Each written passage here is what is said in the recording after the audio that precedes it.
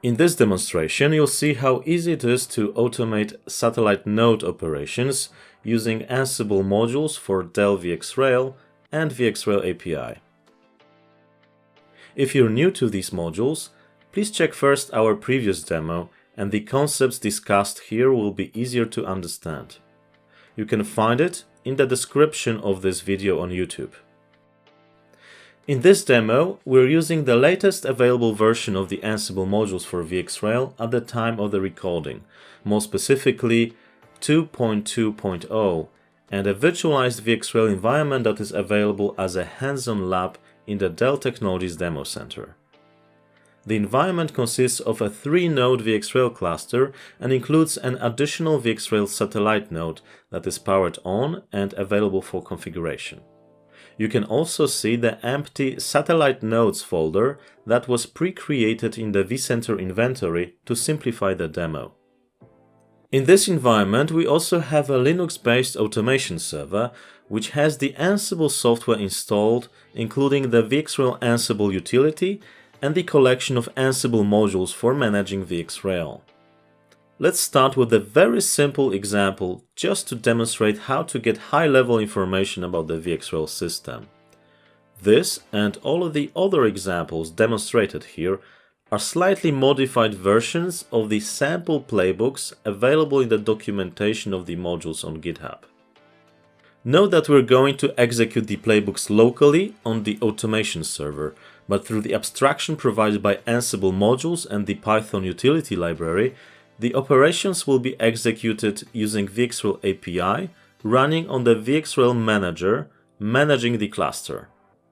Following the best practices, we have moved all sensitive information such as passwords into an encrypted vault file, sensitive-vars.yml. In the vars section, we provide authentication parameters for the VxRail API, and in the collections, we explicitly include the Dell emc.vxrail collection.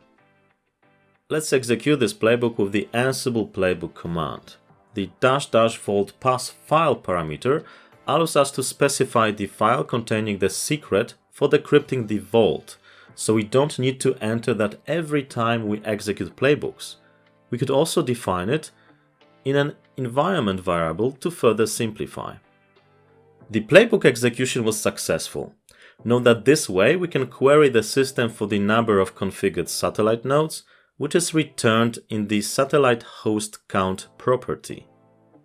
By using a standard text filtering mechanism like grep, we can extract this line from the output as needed. Now let's have a look at how we can add a satellite node so it can be managed from the VxRail cluster. This example requires defining more parameters, including authentication and network settings of the satellite node to be added. I just want to bring your attention to the folder ID, which defines the Manage Hosts folder in the vCenter inventory, where the new satellite node should be added. We have provided the ID corresponding to the satellite nodes folder you could see in the vSphere client. This value could be programmatically obtained using PowerCLI, for instance. In the Tasks section, we call out asynchronously the Dell EMC VxRail Satellite Node Expansion module. Then we wait in the loop until the job is finished, display the added hostname, and display the result of the operation. You will see a similar approach for handling the asynchronous operations in the next playbook examples in this demo. Let's execute. We can see the output of the loop in the terminal. We can also switch to the vSphere client to see the effect of this playbook in the vCenter inventory and corresponding operations in the Recent Tasks pane. For your convenience, we are accelerating the playback of these operations. In a moment, we can see that a new host was added to the managed folder and the hosts count is increased. Let's switch back to the terminal and make sure that the operation is completed. We can see that it was completed successfully. From the vSphere client, we can check the physical view of the satellite node and its status, which is healthy.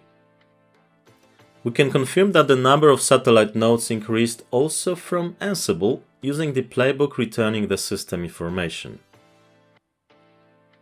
Next, let's see how we can perform the lifecycle management operations. This is done in two steps: staging the upgrade bundle and executing the actual upgrade. Both are performed in the same way from the Ansible perspective.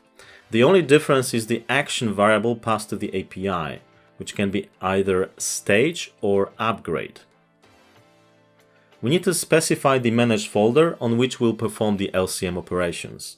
Besides the folder ID, we need to provide the target software version. The additional two parameters, failure rate and the concurrent size, steer the behavior of the LCM operations. In this case, for upgrading a single node, they don't matter. Let's start by staging the upgrade bundle. This operation takes a few minutes and is completed successfully. Now let's look at the upgrade playbook. It looks almost the same as the one for staging. The difference is the action variable, which in this case is upgrade. Let's now execute it and switch the vSphere client window. We can see that the host was forced to enter the maintenance mode to apply the upgrade. After a few minutes, we can see that the operation completed successfully. The final step of our demo is to demonstrate the removal of the satellite node from the inventory, which can also be done from Ansible. In this case, the node that should be removed is indicated with a serial number. Let's run this playbook. In vSphere Client, we can see that the satellite node was removed from the inventory. In a moment, we can see that the operation is completed successfully. This concludes the demo. You should now have a better understanding of how you can automate advanced VxRail operations, such as satellite node management, using Ansible. The sample playbooks used in this demo, and many more, can be found in the official Ansible Modules for VxRail repository on GitHub. Thanks for watching.